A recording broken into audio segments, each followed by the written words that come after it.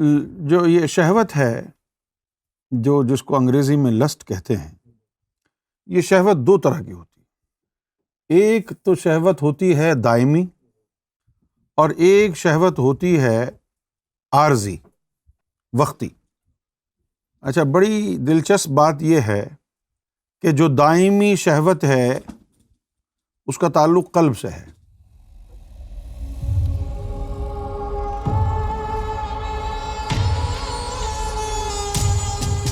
السلام علیکم، وعلیکم السلام ورحمۃ اللہ وبرکاتہ۔ آپ سے ایک لیکچر میں نے جانا کہ لسٹ کی وجہ سے انسان کا دماغ کام نہیں کرتا، اور یہ بات سچ ہے۔ دیکھا بھی گیا ہے کہ بہت اچھے انسان بہک جاتے ہیں۔ میں جاننا یہ چاہتا تھا کہ نفس کو پاک ہونے میں ایک لمبا وقت لگتا ہے، لیکن اس دوران اگر کوئی انڈیسنٹ پروپوزل آ جاتا ہے تب انسان کیسے بچے؟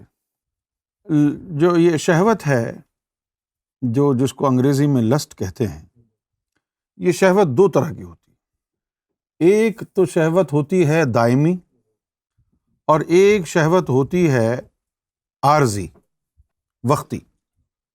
اچھا، بڑی دلچسپ بات یہ ہے کہ جو دائمی شہوت ہے اس کا تعلق قلب سے ہے۔ دائمی شہوت کیا ہوتی ہے؟ ہر وقت آدمی کے سر کے اوپر شہوت سوار رہتی، اور شہوت کی خاطر وہ سب کچھ کر لیتا ہے، سوار رہتی ہے۔ اور جو وقتی عارضی جو شہوت ہے اس کا تعلق لطیفہ نفس سے ہے۔ تو دین نے ہم کو جو دائمی شہوت ہے اس سے چھٹکارا حاصل کرنے کو کہا ہے۔ اچھا، اب اس سے چھٹکارا حاصل ہوتا کیسے ہے، ذرا یہ دیکھ۔ اچھا، اب یہ جو شہوت ہے، دائمی شہوت اور عارضی شہوت، اس کا تعلق کہاں سے ہے یہ پہلے دیکھ لیتے ہیں۔ دائمی شہوت کا تعلق ہے قلب سے، اور عارضی شہوت کا تعلق ہے لطیفہ نفس سے۔ لطیفہ نفس میں جو شہوت ہے وہ جائے گی نہیں۔ اگر وہ بھی چلی جائے گی تو پھر آپ حق زوجیت ادا کیسے کریں گے؟ ہے نا، سمجھنے کی بات۔ اچھا، بہت سے لوگ یہ سمجھتے ہیں کہ بھئی جو مومن بن جاتے ہیں، ولی بن جاتے ہیں، وہ بالکل ہی نامرد ہو جاتے ہیں۔ ایسا نہیں ہے بھئی۔ اگر مومن یا ولی نامرد ہوتے تو کہ نبیوں کی اولاد ہوتی، ولیوں کی اولاد ہوتی؟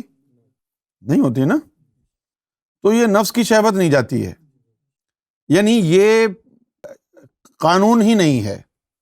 اللہ نے جو سسٹم بنایا ہے اب اس میں ہے ہی نہیں۔ اب جیسے آدم صفی اللہ کو جب اللہ نے بنایا تھا اور پھر ان کی بائیں پسلی سے مواد نکالا جس میں چکر مکر تھے، اور اس سے پھر حوا کو بنایا، پھر جب وہ حوا کو بنایا، روح پھونک دی، تو آدم صفی اللہ نے حوا کو دیکھتے ہی ان کی طرف لپکے، تو آواز آئی کہ اس کا پہلے مہر تو ادا کر دو۔ تو جو مہر ادا کیا، اب کتابوں میں لکھا ہے یہ، اب جو مہر ادا کیا آدم صفی اللہ نے، وہ کیا تھا؟ نبی پاک صلی اللہ علیہ وآلہ وسلم پر درود و سلام، یہ مہر تھا۔ تو معلوم یہ ہوا کہ یہ انسان کی فطرت میں بات ڈال دی گئی ہے کہ جو اپوزٹ سیکس ہے اس کے لیے اٹریکشن ہے، اور یہ حلال طریقے سے اس کو جائز کہا گیا ہے۔ اگر طریقہ حلال ہے تو اس کو جائز کہا گیا ہے۔ اچھا، اب یہ دائمی شہوت لطیفہ قلب سے جو تعلق ہے، دائمی شہوت کا تعلق قلب سے ہے۔ جب تک قلب منور نہیں ہوگا تو ایسے شخص سے کچھ بھی امید کی جا سکتی ہے کہ یہ کبھی بھی کسی کو بھی یہ اپنی شہوانی خواہشات سے نقصان پہنچا سکتا ہے۔ اور ایسے ہی اس ہی وجہ سے، دائمی شہوت کی وجہ سے ہی شریعت کو اتنا سخت بنایا گیا ہے۔ اور جب قلب سے شہوت ختم ہو جاتی ہے، تجلیاں پڑ جاتی ہیں، قلب شہید ہو جاتا ہے، تو پھر وہ مقام حریت، قید شریعت سے آزادی ہو جاتی ہے کہ اب اس کا تو قلب پاک ہو گیا ہے۔ اچھا، اب اگر دائمی شہوت سے چھٹکارا حاصل کرنا ہے تو اس کا علاج کیا ہے؟ اس کا علاج ذکر قلب ہے۔ اچھا، اب یہ فرض کیا کہ یہ دل ہے ہمارا، قلب ہے۔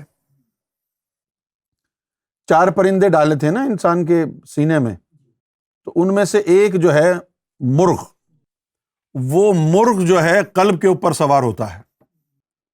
مرشد کامل کی نگاہ پڑتی ہے جب ذکر قلب جاری کرنے کے واسطے، 1,80,000 جالے جب ہٹ جاتے ہیں، جل جاتے ہیں، قلب جاری ہو جاتا ہے، تو اللہ کے نور کی وجہ سے یہ جو مرغ ہے نا، یہ جو مرغ ہے، اس کی آدھی گردن کٹ جاتی ہے، یعنی اس کو ذبح کر دیا جاتا ہے روحانی طور پر، مرغ کو ذبح کر دیا جاتا ہے روحانی طور پر، اور شہوت جو ہے وہ حلال میں تبدیل ہو جاتی ہے۔ حلال ہوگا یعنی جس سے آپ کا نکاح ہے، جو آپ کے لیے حلال ہے، اس کے لیے شہوت محسوس ہوگی، اور جس سے جو آپ کے لیے حلال نہیں ہے اس کے لیے شہوت محسوس ہوگی ہی نہیں۔ سمجھ گئے آپ؟ اچھا، پھر جب اس مرغ کی گردن آدھی کٹ جاتی ہے تو اس کو بولتے ہیں مرغ بسمل۔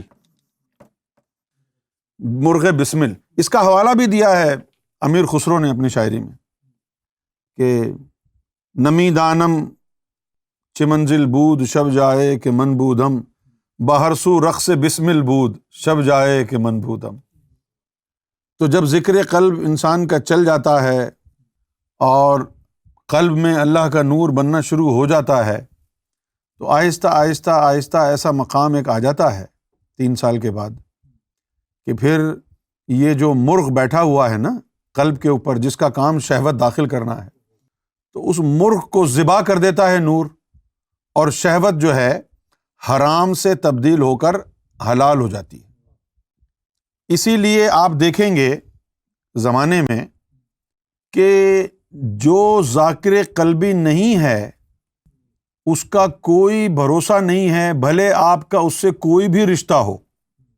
بہت سارے کیسز ایسے ہوئے ہیں جہاں پر فیملی ممبرز نے، یعنی باپ نے بیٹی کے ساتھ زنا کر لیا، بھائیوں نے بہنوں کے ساتھ زنا کر لیا، اور یعنی انکلز نے اور کزنز نے، یہ تمام چیزیں اس وقت ہوتی ہیں۔ اچھا، اب لوگوں کو یہ لگتا ہے کہ یہ قرب قیامت کی نشانی ہے۔ یہ قرب قیامت کی یہ نشانی نہیں ہے، یہ تو ہمیشہ سے ہی اس طرح کی ٹینڈنسی تھی کہ جب تک یہ بندہ اپنے قلب کو پاک نہیں کر لے گا اس وقت تک یہ ناپاک ہوگا۔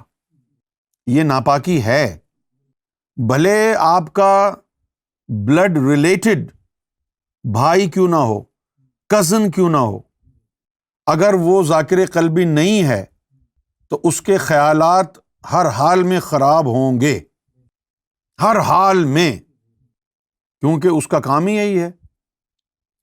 ایک وقت ایسا بھی آتا ہے کہ طریقت والے جو ہیں وہ شریعت والوں کو غلیظ، گندا سمجھتے ہیں، کیونکہ شریعت والوں کو تو اجازت ملی ہوئی ہے نا قرآن میں کہ بھئی اگر تمہارے بھائی ہیں، تمہارے باپ ہیں، تمہارے بھتیجے ہیں، تمہارے بھانجے ہیں، تو ان کے سامنے اپنی زینت کا اظہار کر سکتے ہو، عورتوں کو کہا گیا ہے قرآن میں، لیکن طریقت میں یہ جائز نہیں ہے، حرام ہے۔ جو شریعت میں حلال ہے وہ طریقت میں شدید حرام ہے۔ اچھا، اب جو نفس کی بات رہ گئی ہے، تو جب نفس پاک ہونا شروع ہوگا تو اس کے اندر سے بھی حرام شہوت نکل جائے گی اور حلال شہوت باقی رہ جائے گی۔ تو قلب کی طہارت جو ہے وہ دائمی شہوت سے چھٹکارا حاصل کرنے کے لیے بڑی ضروری ہے۔